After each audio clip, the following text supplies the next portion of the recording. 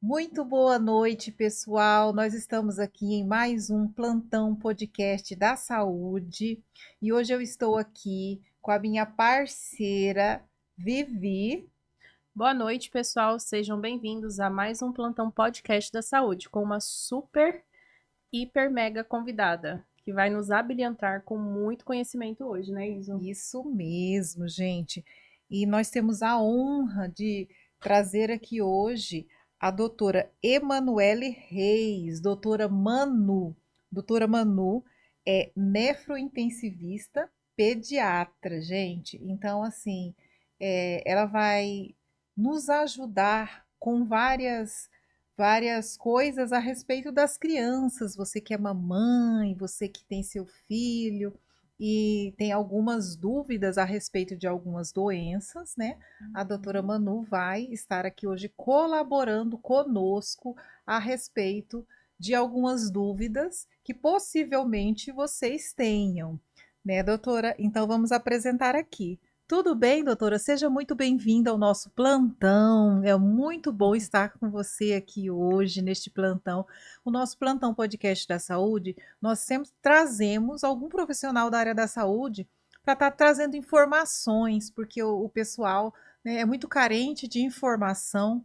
Então, assim, às vezes pega muitas coisas. Eu costumo falar que pega muitas coisas erradas do Google, né? Porque tudo a gente Sim. fala, vamos no Google, né? E a gente gosta de trazer os profissionais que a gente sabe que vai somente somar e trazer informações que são verídicas, né? É um prazer ter a senhora aqui. Oh, eu que agradeço. Muito obrigada pelo convite. Parabéns pela iniciativa. Conhecimento sempre é importante, né? A Sim, população precisa. precisa. E quanto mais a gente tiver informação, mais a gente souber, é, menos a gente cai na, na pegadinha do Google, como Sim, você sim. disse, Aham. porque realmente é uma das grandes angústias das mães, né? E a gente percebe que alguns responsáveis pelas crianças acabam seguindo esse caminho. Então, parabéns, meninas.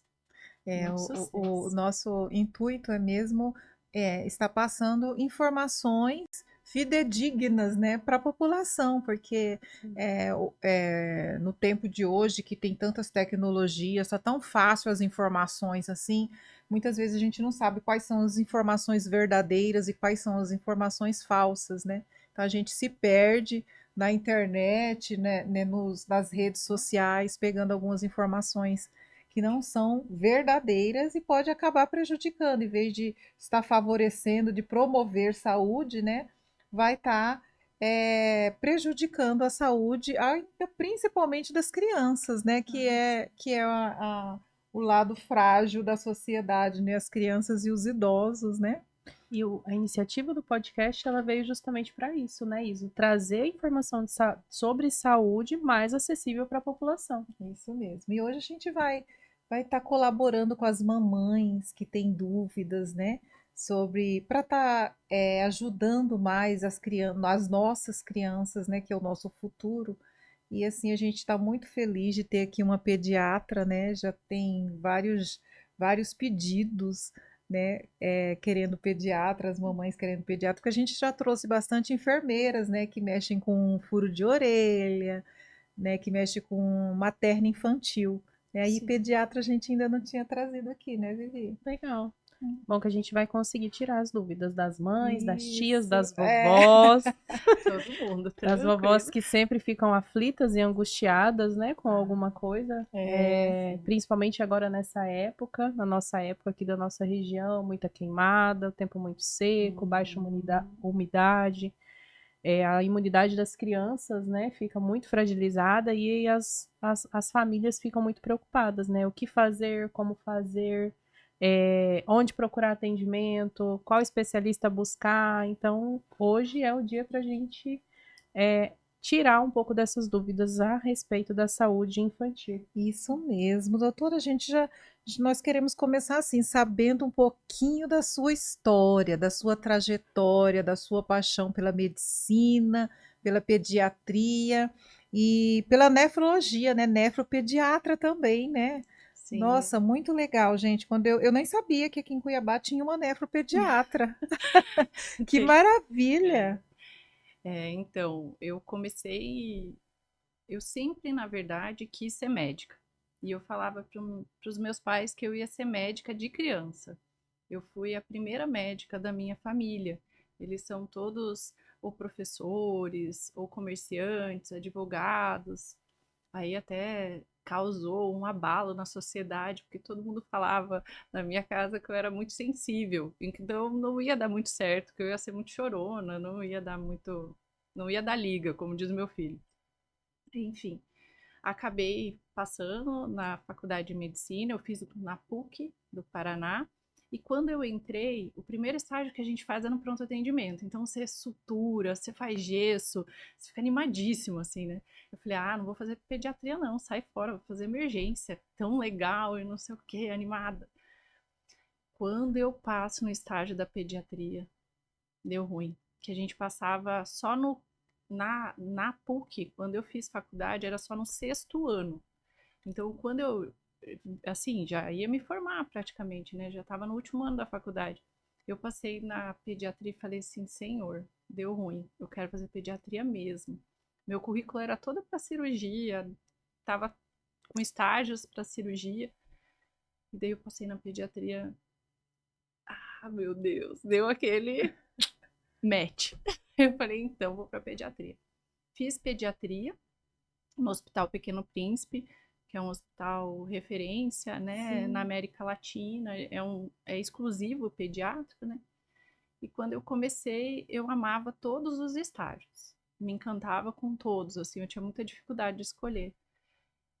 Passei na nefro e me encantei com os pacientes, porque eu nunca tinha ouvido falar tanto da nefrologia, que durante a nossa formação como médico, a gente não tem oportunidade de, assim, estudar fisiopatologia, fisiologia renal a fundo, é mais uma aula, assim, dentro do... E quando eu passei pelo estágio na enfermaria lá com, sei lá, a gente tinha, acho que eram 20 crianças, o ambulatório, eu falei: gente, é muito legal. Aí eu me enfiei na nefrologia. Fiz a residência de PED, fiz a residência de nefro no Pequeno Príncipe e depois eu me apaixonei. Sempre tem uma história de amor, né? Sim, sim. Eu me apaixonei, meu esposo tinha sido convidado para vir para cá, para o Mato Grosso. E eu falei: claro, bora, vamos. Não conhecia nada, nada de Cuiabá, nada. A princípio a gente foi para Cáceres, e daí acabou que eu fiquei aqui em Cuiabá, porque eu tinha um bebezinho de colo, né? E nesse interim eu percebi que na nossa cidade a gente não tinha ainda. Nossa cidade, eu já tô me achando cuiabana, né? Ah, mas já é Cuiabá. Quanto tempo são? Ah, já são acho que quase 14 anos, Ah, 13, quatorze j- anos, já é já Cuiabá. é Sou, Cuiabá. né? De É. Já sou, Então. né? Já sou. Aí já comia cabeça de pacu, daí já Já sou era. cuiabana, É, já era. já. Menina, gostei de peixe graças a Cuiabá. Eu É. não era do peixe, amo hoje, só peixinho. E a gente acabou se mudando para Cuiabá. Eu vi que a minha especialidade era ainda muito, assim, precisava de muito investimento, divulgação. E como eu gostava de várias áreas da pediatria, já tinha trabalhado em TI, para a gente conseguir formar uma estrutura para poder desenvolver a nefrologia pediátrica, a gente precisaria estruturar a pediatria. Então eu voltei para a UTI pediátrica e UTI neonatal. Fiquei muitos anos trabalhando, fui convidada para estar no Hospital Santa Rosa, à frente da pediatria, já tem alguns anos. E a gente vem fortalecendo essa ideia da nefrologia e da UTI pediátrica, que também é uma paixão. Tem outros nefropediatra aqui em Cuiabá? Temos, Tem? temos, temos. Não conheço. Nós temos mais, salve minha memória, eu acho que são três ou quatro quatro, eu acho, no Mato Grosso. Uhum. Mas que, assim, é uma área que exige bastante dedicação. Você tem que estar muito disponível, porque as patologias são muito, não te dá muito tempo, né? Você tem que intervir de uma maneira muito precoce, na maioria das vezes. Então, não são todos, isso não é uma exclusividade só do Mato Grosso, não. Em todo o Brasil, que consiga trabalhar exclusivamente com nefrologia pediátrica. Acaba ou com pediatria, ou com gestão, ou com a parte acadêmica. Bem E a gente tem interessante. muitos pacientes aqui em Mato Grosso, doutora? Hoje nós temos em diálise, né, hemodiálise, eu sou a responsável técnica por um serviço de hemodiálise, né, o primeiro do Mato Grosso, a gente fundou tem uns 8, 9 anos, que foi que a gente conseguiu começar a estruturar a parte da nefrologia. Hoje nós temos 8 crianças e já transplantamos, porque daí aqui no estado, no Mato Grosso, não tem transplante. A gente precisa fazer parceria com outros estados e encaminhar através da Central de Regulação de Transplantes, né? E a gente já tem mais ou menos umas 30 crianças que foram transplantadas desde que eu cheguei aqui. Bastante, né? Bastante. Trabalhamos eu e mais 2 nefropediatras, né? Assistindo essa, esse grupo de crianças. Hemodiálise tem Tem uma única clínica que faz hemodiálise, aqui em Cuiabá? que é essa do estado, né? Que a gente Sim. começou, se eu não me engano, sou meio ruim para data, mas já tem uns 9 anos que a gente foi quando a gente conseguiu com show de Alexandre Pires, doação de político, a gente começou a comprar as primeiras máquinas. Que E a legal. assistência hemodiálise da criança? Eu particularmente nunca vi de hemodiálise, eu já vi de Temos. diálise peritoneal. Ela é um ciclo parecido com o do paciente adulto ou é diferenciado? É Não, mais estendido? na pediatria a gente tenta ao máximo primeiro individualizar o tratamento, né? Então cada criança ela vai receber a dose de diálise que ela precisa.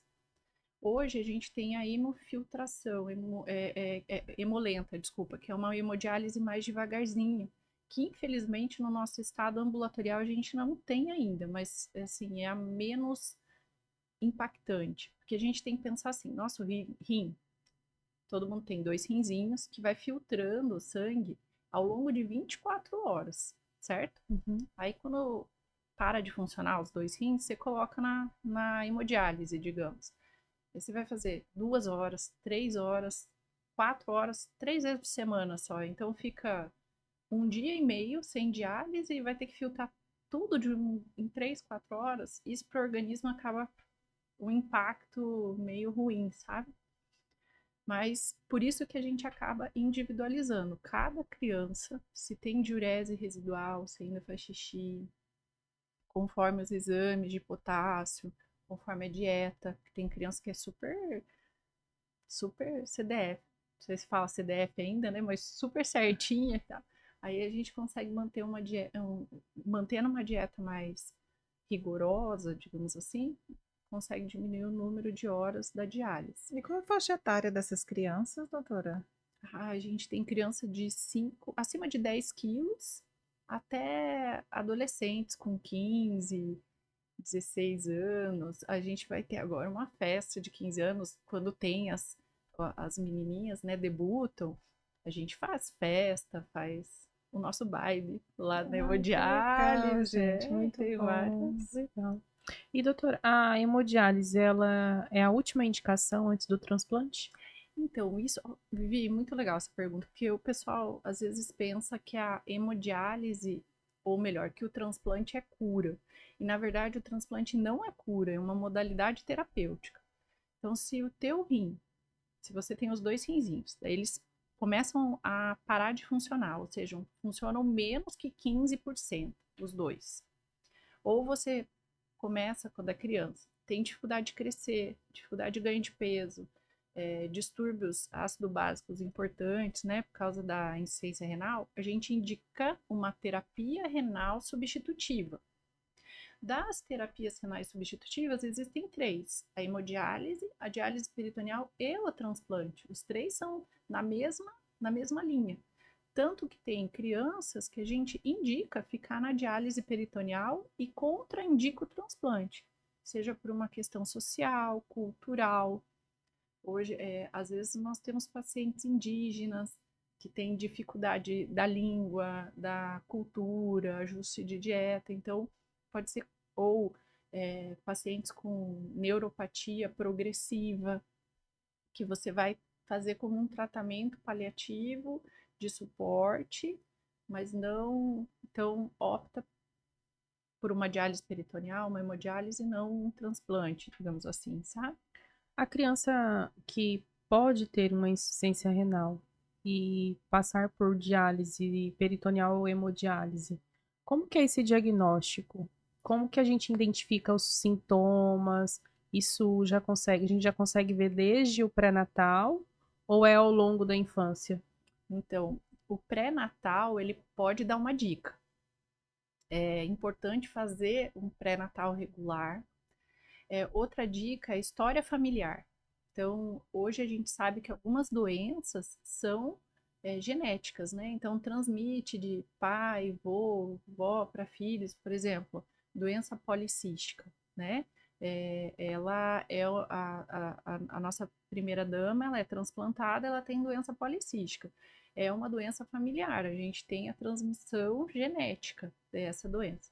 CACUT, que são as malformações congênitas do trato urinário. Hoje a gente já sabe de algumas mutações. Então, um vô que tinha um rim único, ou uma família que todos têm cálculo renal.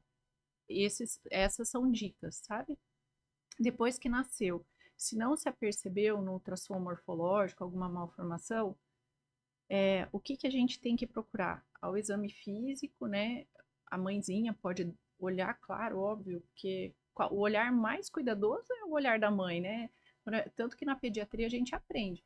A mãe fala que a criança vai ficar amarela, mesmo que você não enxergue a icterícia, você já respeita aquela opinião, porque a mãe é a pessoa que mais conhece aquele ser humano. Sim. Não tem conversa, isso é inquestionável.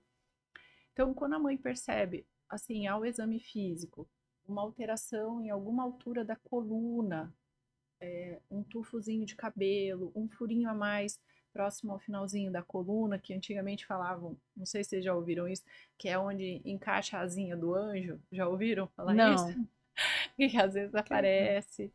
Ou crianças que fazem muito xixi mais de 8 vezes, ou muito pouco, menos de 3 vezes ao dia, infecção urinária, urina com espuma.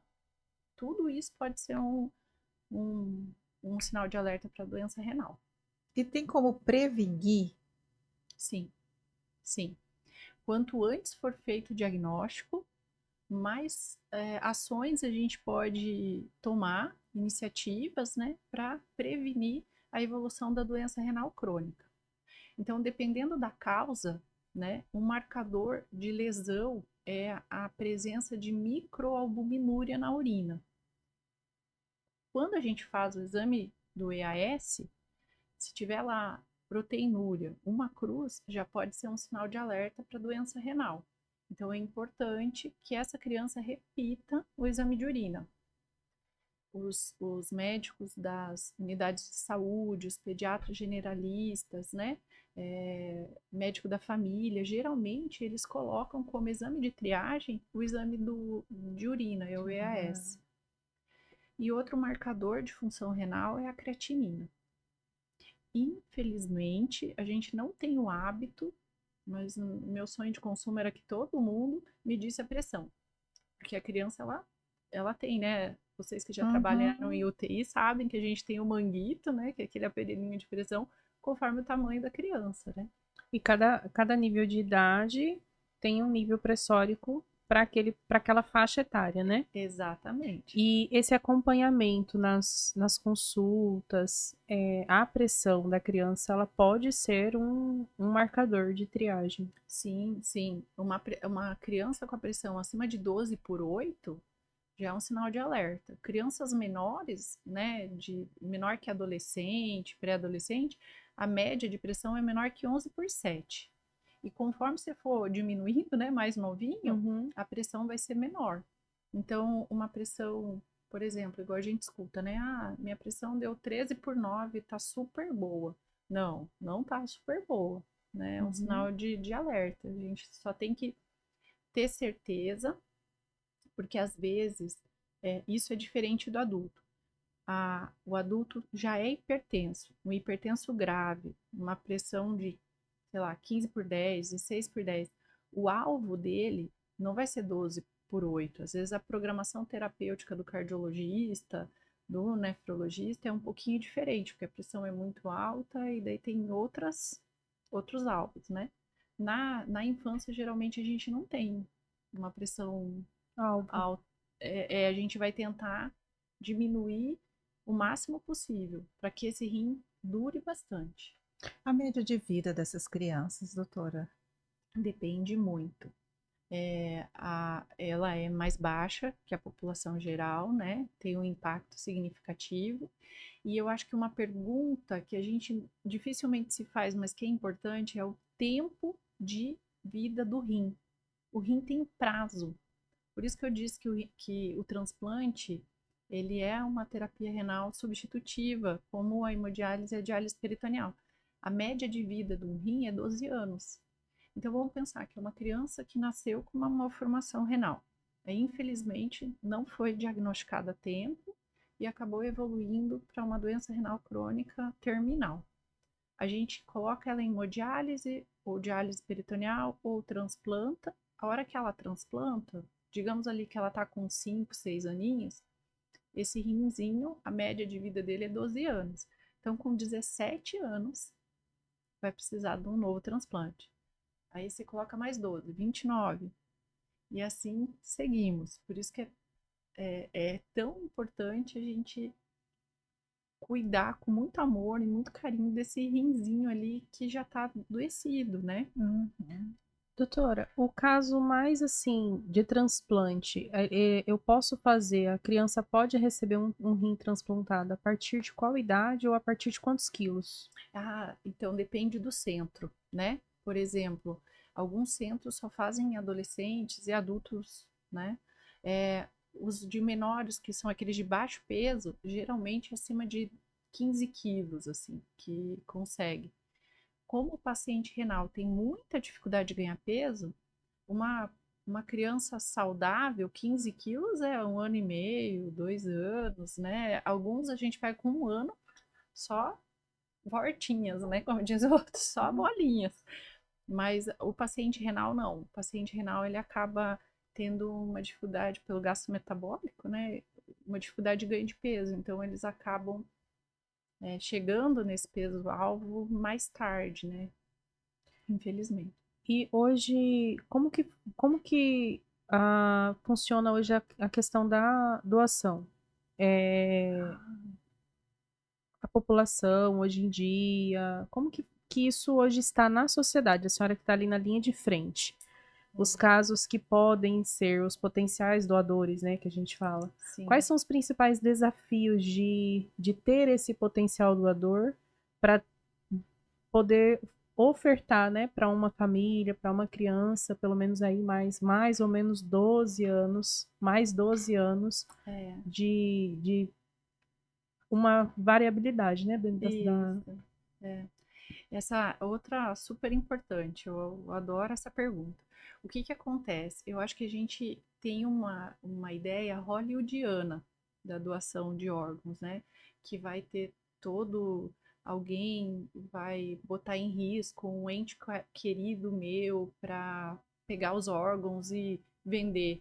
Eu acho que um pouco de culpa é de Hollywood, porque eles fazem aqueles filmes estranhos e daí o pessoal tem essa impressão totalmente equivocada. Não existe. A gente tem uma fila de transplante que é altamente respeitada e vigiada, digamos assim, para que não haja nenhum tipo de qualquer tipo de ultrapassagem ou, enfim, qualquer manobra que possa prejudicar. Então, nós temos a fila especificamente falando do rim, né? Em São Paulo, uma e a nacional. São duas em paralelo. Se você está inscrito em um, não está inscrito no outro, né? A gente respeita isso. Segundo, criança sempre vai ser prioridade, porque menor de 18 anos, teoricamente, ele né, precisa dessa oportunidade e se ela não vier, ele não tolera muito tempo a hemodiálise nem a diálise peritoneal, porque a gente tem muita complicação de infecção de catéter, trombose, que o adulto, como tem a fístula, nem sempre tem essas complicações, né? Além do que, da mobilização de toda uma família. Quando você tem uma diálise peritoneal ou uma hemodiálise, você muda todo o fluxo da família, né? Então, a mãe vai ter que ficar com a criança 3, 4, 5 vezes por semana, filtrando o rim em 2, 3, 4, 5 horas ali, 4 horas no máximo, geralmente, né? Ali, então muda todo, às vezes desestrutura a família, às vezes acontece a separação do casal, então tem um impacto até social. E acaba, então, a criança sendo priorizada na fila do transplante. Como que é essa priorização? Aí ela pode ser urgenciada ou não. As crianças que têm risco iminente de morte, elas vão ser urgenciadas. E, enfim, não existe, igual a gente imagina, né, essa furar a fila. Sim. Quem pode doar? Qualquer pessoa, né, que tenha um familiar, né, claro que o familiar tem autorização, de possível morte, de possível não, de morte encefálica comprovada. Ou seja, ninguém consegue viver sem o cérebro. O cérebro é o que vai mandar no nosso corpo, que vai organizar todo o nosso funcionamento. Ah, mas eu fui lá e eu vi mexer, piscar. A gente tem que lembrar que o nosso cérebro funciona também com alguns reflexos, não é pensado, né? E sempre que a gente coloca um órgão, seleciona um possível doador, a gente, antes de falar isso para a família, de olha, realmente tem a morte encefálica, são feitos vários testes e por vários médicos, não é só um, sabe? Então, volto a dizer, é muito importante o impacto de um rim. Eu acho que quem não. Gente, é um dos momentos mais felizes da minha vida. A minha casa inteira fica vibrando. Porque assim, ó, tá concorrendo, vamos lá, vai conseguir, o rinzinho vai sair. É vida, é um novo aniversário, uma nova oportunidade, é dar para essa criança a chance de ir para a escola, né, dela tomar um banho. Gente, a gente esquece disso. Quem tem um catéter não pode tomar banho de chuveiro. Aqui nesse calorzão não pode tomar banho de piscina, nem tomar banho no rio. Então, se a gente Qualidade de vida considerar da criança é bem. o impacto, assim, gente, é muito bonito. E já conta assim pra gente, conta uma história aí de uma criança que mais te tocou assim, qual a história assim para nós? Eu sei que você já passou por várias, já teve várias experiências difíceis, né, com criança. Gente, eu nunca consegui trabalhar com criança, eu sempre corri de criança. Trabalhei um ano ainda na UTI pediátrica, mas eu sempre corri. Porque eu acho tão injusto, tipo assim, gente, eles não sabem de nada, por que que estão sofrendo? Adulto sabe por que que tá passando por aquilo ali, pela doença, né? Criança Entende, né, o processo entende da o doença. processo, a criança não entende nada, né? E assim, eu não, a primeira vez, eu trabalhei na UTI pediátrica, a primeira criança que morreu comigo, eu chorei mais do que o pai e a mãe. É óbvio que eu não chorei ali na frente da mãe nem do pai. Mas depois que acabou tudo aquilo ali, que a gente organizou tudo, meu Deus, parecia que era um filho meu que tinha morrido, eu não conseguia parar de chorar. Então achei assim que eu acho muito triste. E eu acho que você deve ter várias histórias, né? Eu acho que eu tenho algumas, assim, mas uma que marcou muito é a menina que fez a gente abrir a hemodiálise aqui no estado do Mato Grosso. O nome dela é Maria Clara.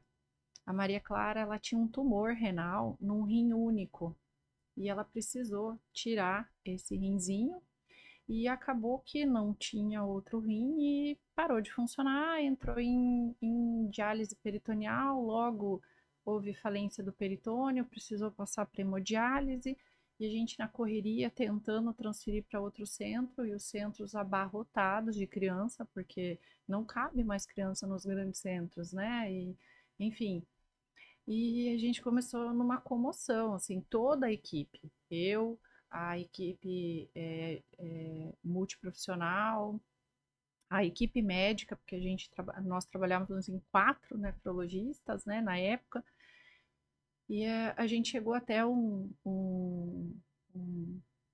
uma senhora, né, que na época estava muito envolvida, porque o sogro dela tinha um problema renal e precisou fazer hemodiálise.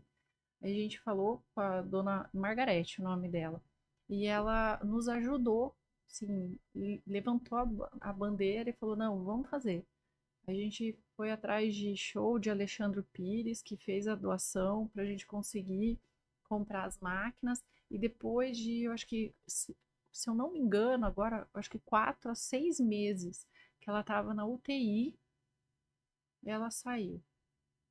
Nina, a alegria dessa menina, porque ela viu o sol entre os telhadinhos, porque na UTI não Não vê nada. tem janela. Olha aí uma coisa que a gente não valoriza também, né? Sim, sim. E a alegria dela, porque tinha lá as pombas voando, né? Porque aqui a gente tem um monte de pomba em Cuiabá, e o solzinho passando, assim, foi um dos momentos mais gratificantes, assim, eu falei, gente, e se não for a gente por eles, quem será, né? Porque se não é a gente que está ali na linha de frente, Sim. vendo as necessidades, nem sempre, né? Os nossos governantes, tudo vão ter essa percepção, porque é tanta coisa, né? E foi muito, muito legal. Qual a idade dela? Ela estava, na época, com 4 aninhos, 3 para 4, muito pequenininha. Ela ficou conosco mais alguns anos, infelizmente. Ela chegou a falecer não por complicações do rim, mas da doença de base, sabe? Mas ficou conosco ainda bastante, algum tempo, conseguiu ir para casa, conseguiu tomar banho, porque daí depois a gente conseguiu fazer toda uma adaptação para ela, sabe? Muito, uma história muito bonita, assim. Eu sou muito grata a essa paciente que me fez, é, assim, todos os dias agradecer a oportunidade de trabalhar com os pacientes renais. Que eu sei que a gente consegue fazer a diferença, sabe? E Ainda é uma mais com criança. especialidade muito difícil de se trabalhar com os pacientes, né?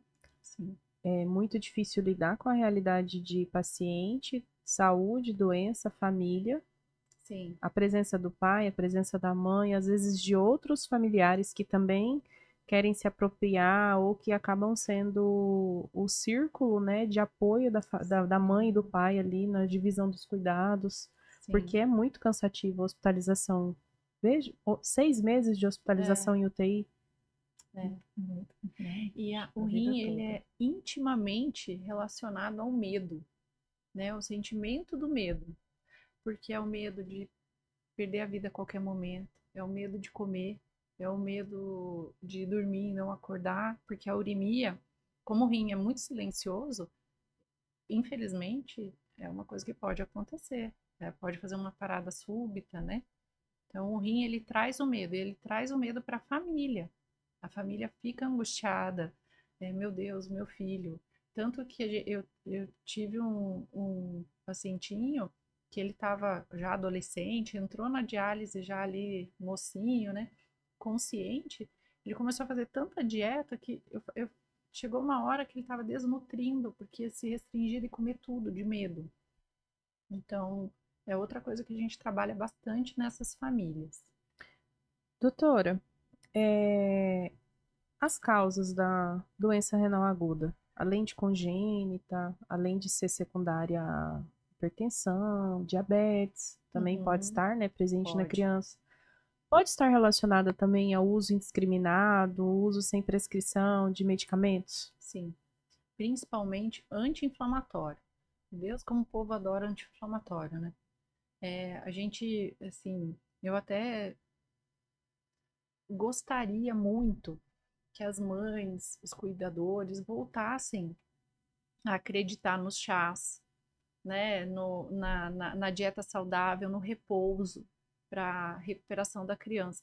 Porque hoje, como a gente tem uma vida muito corrida e nem sempre os pais podem ficar, se dá o direito de ficar em casa com a criança, exige-se também da criança a pronta recuperação. E a gente tem que lembrar que a criança tem lá até os 7 anos aquele período de adaptação da imunidade, né? Então ela vai fazer, sei lá, 10, 11, 12 infecções durante o ano. E às vezes vão ser 12 infecções virais durante o ano, que faz parte, né, do nosso desenvolvimento isso. E o uso de anti-inflamatório indiscriminado. E a gente esquece, vou falar aí, o ibuprofeno, né? Que usa muito para febre, ele faz. Eu já peguei alguns pacientes com insuficiência renal aguda por causa do ibuprofeno. Graças a Deus conseguiu reverter, mas a intoxicação pode fazer úlcera, perfuração gástrica e insuficiência renal. Isso aí também não só para criança, mas para adultos também, Adulto né, também. doutora? É bem uma droga nefrotóxica, né, Isso. que acaba com o rim.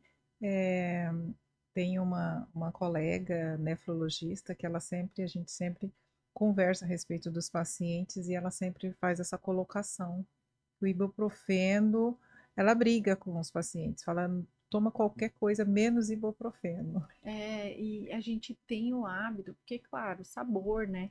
Ele é mais Sim, gostosinho sim. ali do que E de. ele funciona, tipo, a É, pessoa tá com uma inflamação, toma ele é tirar com a mão. Então, por isso que as pessoas gostam uhum, muito, né, do ibuprofeno. E às é, vezes acaba associando também, além do anti-inflamatório, mais o corticoide. aham, Que três. aí acaba intoxicando mais ainda. Ah, faz 5 dias, mais 5 dias, e quando vê já tá com 15 dias de corticoide, mais anti-inflamatório. É. E daí a gente não pode esquecer. Uma coisa que a gente não fala, adrenal. Adrenal é aquela glândulazinha que fica em cima do rim.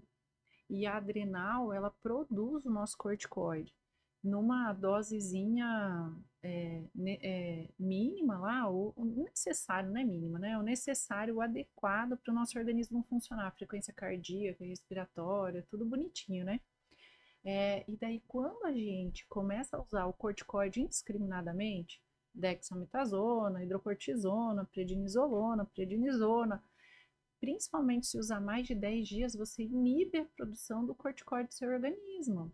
E daí, quando você para de uma hora para outra, você pode fazer uma crise adrenal. E essa crise adrenal, essa loucura assim que dá em cima da adrenal, pode fazer até parada cardíaca e morte súbita. Então, cuidado. Como nefrologista, agora meu lado nefrologista falando, uso do corticoide nasal, que a gente usa a rodo aí, né? Corticoide nasal também é outro. Para quem tem receptor genético, ele pode fazer hipertensão. Hipertensão de longa data, sem diagnóstico, porque quem que vai medir a pressão do filho, né? Quem que chega assim, olha, a gente chega na farmácia, mede aí minha pressão, até Sim. dá R$ 1 lá para ver o peso, IMC, tudo, mas na criança nem sei o que Uhum, faz, né? verdade. Então, E são cuidado. doenças silenciosas, né? Então, Gente, aí a gente vê a importância de estar procurando um profissional, né, qualificado, né, de não estar se automedicando ou medicando a criança, né, porque a gente sabe que tem muitas mães, né, que medica a criança, né, sem estar indo ao médico, sem estar procurando um especialista, né, ou então vai lá no Google, faz uma pesquisa, ai, vamos dar isso aqui porque... Ou então vai no vizinho, né, o vizinho fala, olha, meu filho tomou isso aqui, foi bom, né, vou dar para o seu também, que vai funcionar, né?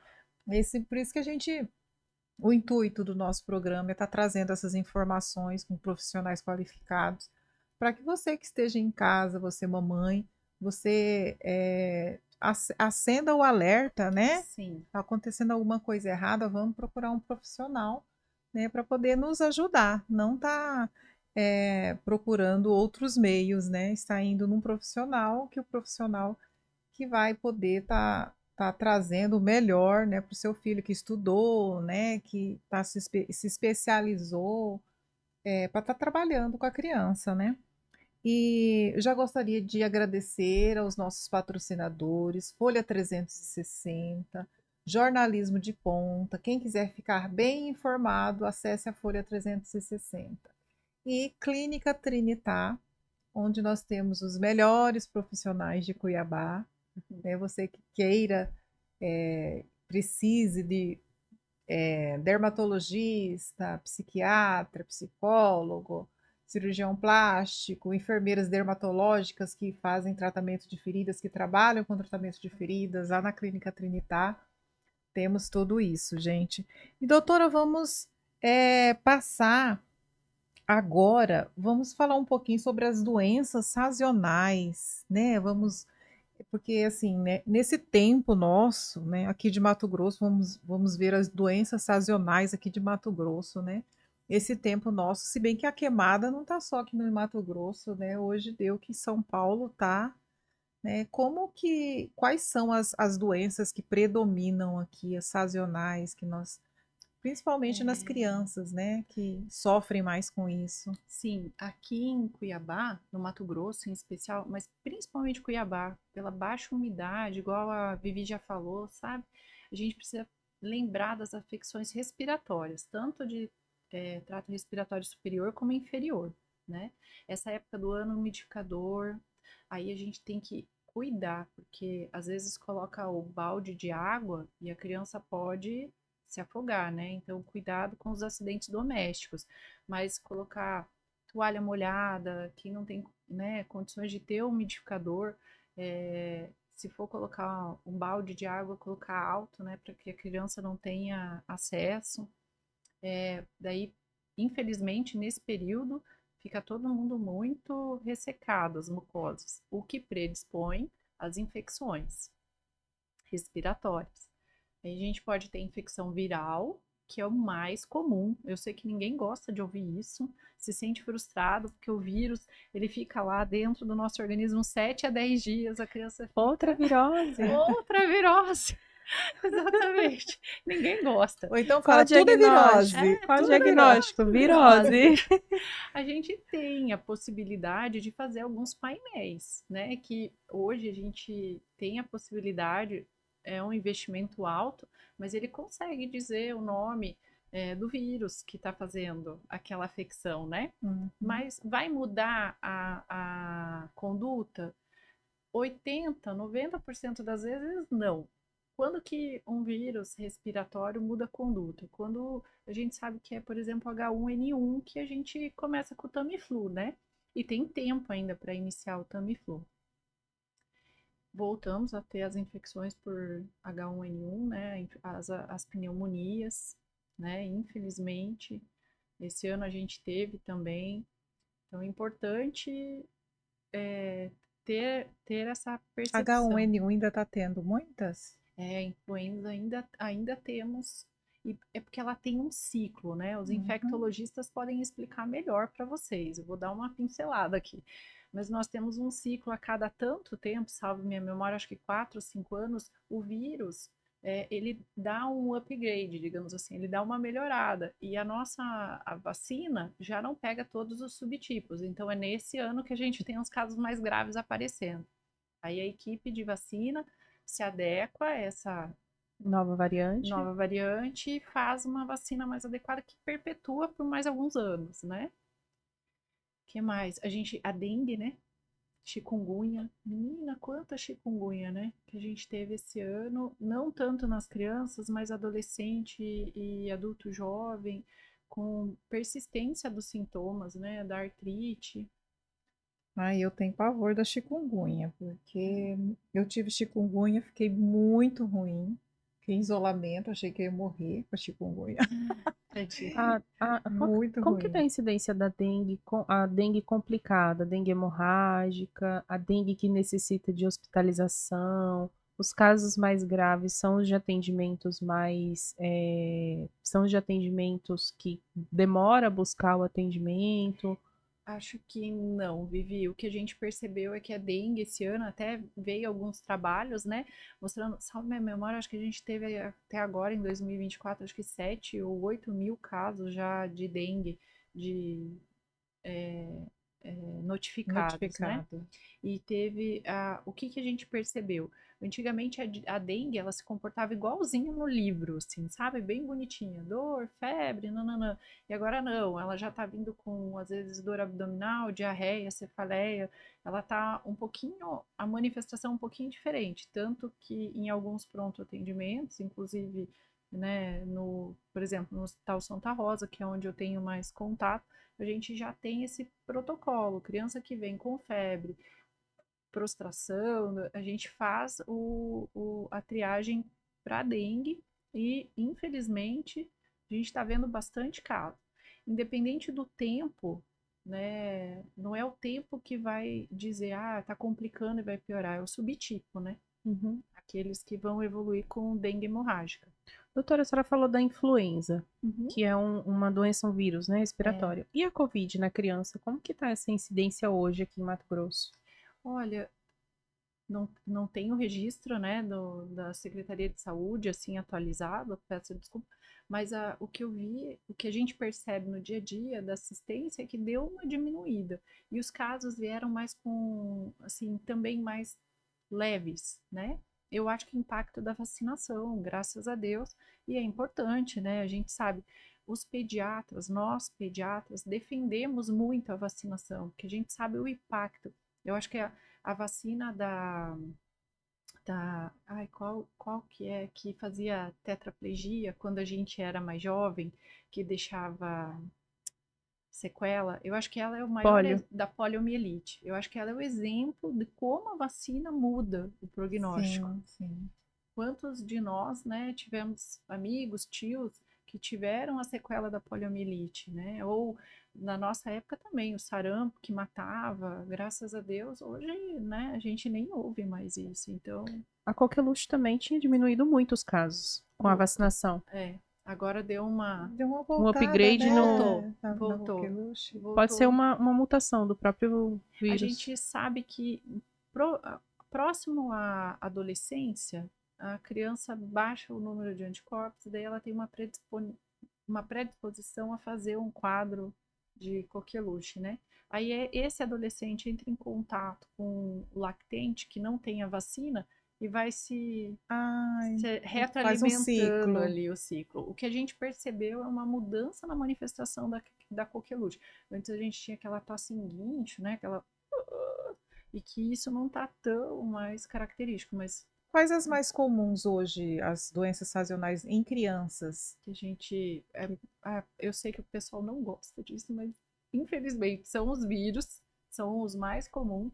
A gente está tendo parainfluenza, influenza, que são aquelas gripes, né? E que podem complicar com pneumonia, porque o uso indiscriminado de antibiótico vai criando uma E a resistência nessa prevenção, doutora, criança. dessas doenças? São as doenças respiratórias, né, que afetam mais as crianças São. hoje, né? Sim. E o que pode estar prevenindo? É mais essa, igual você já disse, né? Tá arejando bem o lugar, umidificando com umidificador. Tem mais alguma coisa que Tem as mães podem? a alimentação. Como a nossa alimentação precisa de um cuidado, né? De um olhar assim atento. A criança precisa de uma alimentação, eu brinco assim, colorida. Tem que estar colorido o prato, né? Tem que ter. A nutricionista agora me deu estrelinha, hein? Né? Ó, as Tem que ser tudo verde, vermelho, laranja. Exatamente. Tudo coloridinho, né? E de várias consistências para a gente estimular.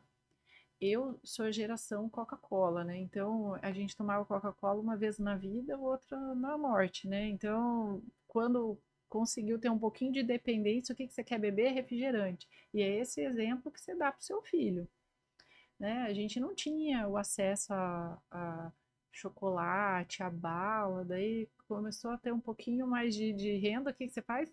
Enche a dispensa de bolacha. De doce.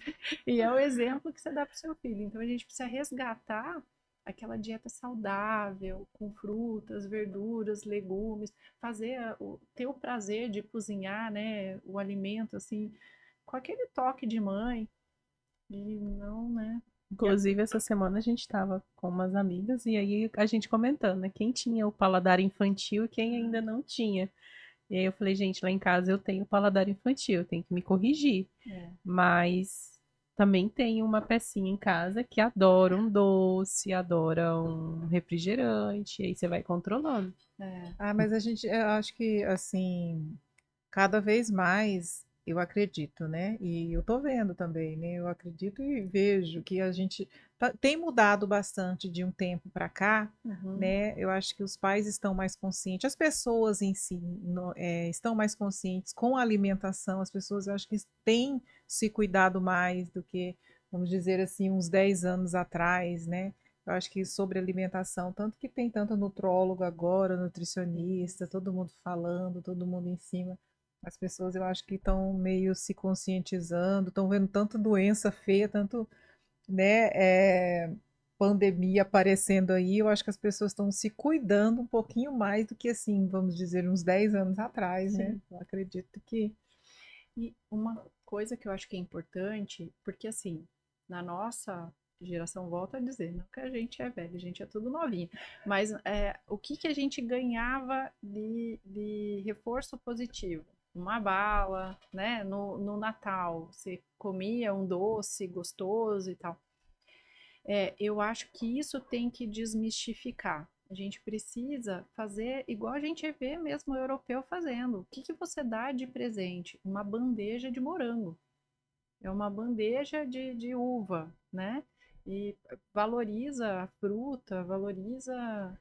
Um hábito mais saudável, né? Sim, sim.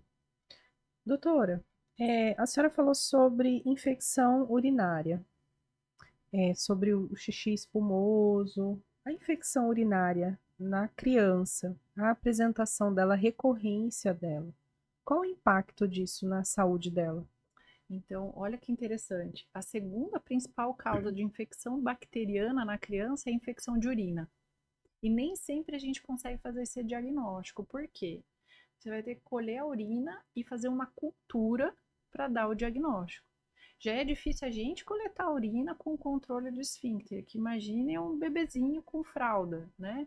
Então, você vai colocar o saco coletor só tem significado se der negativo. Se der positivo, tem que ser outra via de coleta.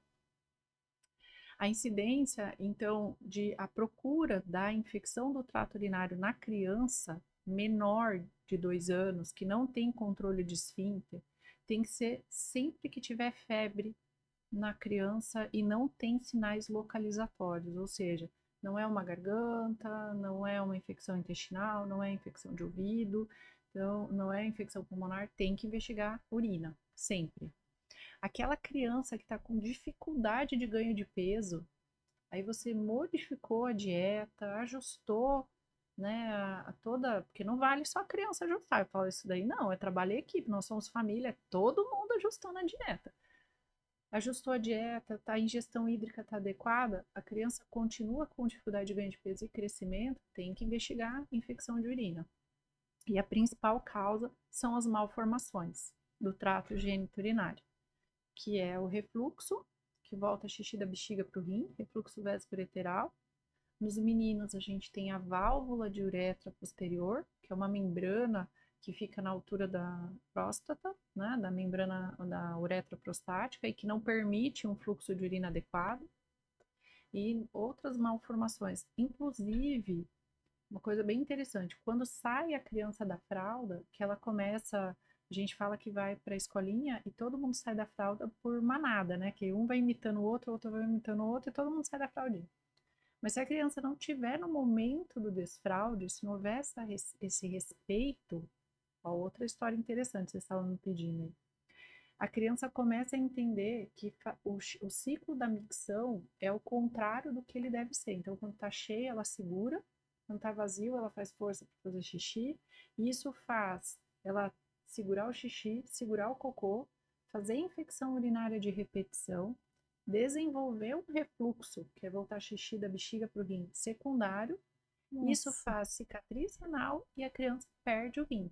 Eu já tive 2 crianças que nasceram fisiologicamente sem nenhuma alteração, mas esse desfraude foi feito de uma maneira muito abrupta, muito desrespeitosa à maturidade da criança e desencadeou a síndrome de Hirschman, que é uma doença renal crônica terminal com necessidade de transplante, terapia renal substitutiva por causa dessa imaturidade. Nossa. Então, não é brincadeira. Fazer xixi na cama pode ser um sinal. Então, o olhar para esse desfraude, a partir Com de amor. hoje, Isso. teremos um olhar mais diferente, Isso, né? respeitando, né? Olhando de fato se a criança está sabendo o que, que é a hora de fazer xixi, a hora de fazer o cocô, para entender se ele está no período correto, porque cada criança tem o teu período, né, de Isso. maturidade para entender isso. E já que a gente falou de infecção, Aham, e a gente está chegando no mês de setembro, aham. que a gente fala muito sobre sepse, Ai, amiga, você que me diga isso. A eu Vivi. queria falar, doutora, assim, que hoje em dia, quando o paciente está dentro do hospital, é uma forma de você reconhecer a sepse. Sim, Mas a criança, ela pode entrar em sepse em casa. sim. Como que eu, mãe, eu, avó, eu, babá, na escola, eu Sim. posso reconhecer que essa criança, ela pode estar tendo uma complicação da infecção, porque para ela ter sepse, ela precisa ter uma infecção, seja Isso. viral, seja por uma Fúngica. bactéria, um fungo, qualquer coisa. Então, como que eu posso reconhecer isso precocemente? Porque quanto mais precoce, Isso. maior a sobrevida, né? Então, ó, é muito importante a sepse. Eu tenho uma enfermeira que trabalha comigo que ela é muito boa em sepse. Eu não vou contar quem é. Ela, então, a sepse, a gente tem a hora de ouro. Se você não começar com antibiótico em 1 hora da chegada do paciente ao hospital, a mortalidade começa a aumentar exponencialmente. E na criança, como que a gente vai perceber? Então, a criança vai ter uma infecção, igual a Vivi falou, presumida, né? Como que manifesta a infecção em criança? Febre, repouso alimentar, né? Alteração, não quer comer, tem dor, tem sinais de que alguma coisa está errada, e a febre ou uma hipotermia, uma temperatura muito baixa do corpo, para os menorzinhos, né? Sinalizando. O que mais que a gente vai ter? Então, principalmente, alteração da coloração da pele, que é da perfusão. A criança vai ter dar sinais que ela está mais cansadinha, a boquinha pode ficar mais roxinha, né, arroxeada.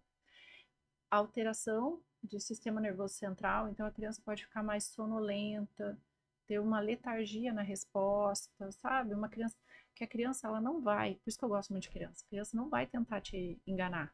Ela, se ela tá bem, ela ali entre uma febre e outra, ela vai estar desperta, né? Vai voltar na atividade, vai querer brincar. Se a criança tá com algum sinal de que as coisas não estão indo muito legais, entre as febres, ela vai ficar brocochô, como diz minha mãe. Fica muito querendo dormir demais, ou, Exatamente. vamos trocar a fralda, Elas chora, já dão os sinais de Irritada, alerta, mamar, né? fica chorando, nada tá bom, a posição não tá boa. diminui o xixi. Casa de espeto, casa de ferreiro, espeta de pau, né? Então, na minha casa, meu filho abriu um protocolo de sepse por oligúria. Ele fez uma pneumonia, ele tinha uns 8, 9 aninhos. Eu fui trabalhar, deixei com o DED dele. Cheguei em casa 12 horas sem urinar. Falei, menina, tá acontecendo alguma coisa. Levei para o hospital. Aí ele estava febril, esse período que eu fiquei fora, né? Ele fez um pico febril e é muito rápido. É assim, questão de 24, 48 horas. Tanto que tem história, né, de um menino americano que a mãe acabou perdendo o filho por causa de uma amidalite. Daí que veio a campanha do survival, né, da sepsis survival, da gente começar a divulgar a importância da sepsis, que era uma amidalite, que teoricamente uma dose de amoxicilina ali, uma bezeta, sei lá, alguma coisa, já poderia salvar essa criança. Resolveria, né? Só isso já E resolveria. a busca pelo tratamento, quanto antes que eu tô identificando, eu preciso buscar um Sim, atendimento. Né? sim. Que às vezes a gente acaba deixando para depois, depois eu vou. Não, vamos dar um anti-inflamatório agora, A verdade tem que uma a dipirona. prevenção, né? Tem que Sim. prevenir que Que o vai. desfecho seja ruim, né? A sepse, ela precisa desse olhar cuidadoso. Então, assim, eu sinto as mães às vezes inseguras, porque, eu preciso trabalhar muito, não sou sempre eu que estou com meu filho e tal. Então, vamos colocar coisas práticas. Eu adoro ter pontos para dar o checklist. Meu filho está tendo febre, tem sinais de infecção, não está aceitando a comida, não, a febre alta está persistindo, tem alteração da respiração, está mais sonolento, irritado, tem que levar no pronto atendimento, não tem que esperar, não precisa ir no pediatra regular, tem que ser agora. E chegou no pronto atendimento, a gente até fala, se a criança me comove, eu me movo, né? Então, se a criança não está muito legal, eu vou imediatamente pegar um acesso, exames físicos, botar no oxigênio e monitorizar essa criança, né?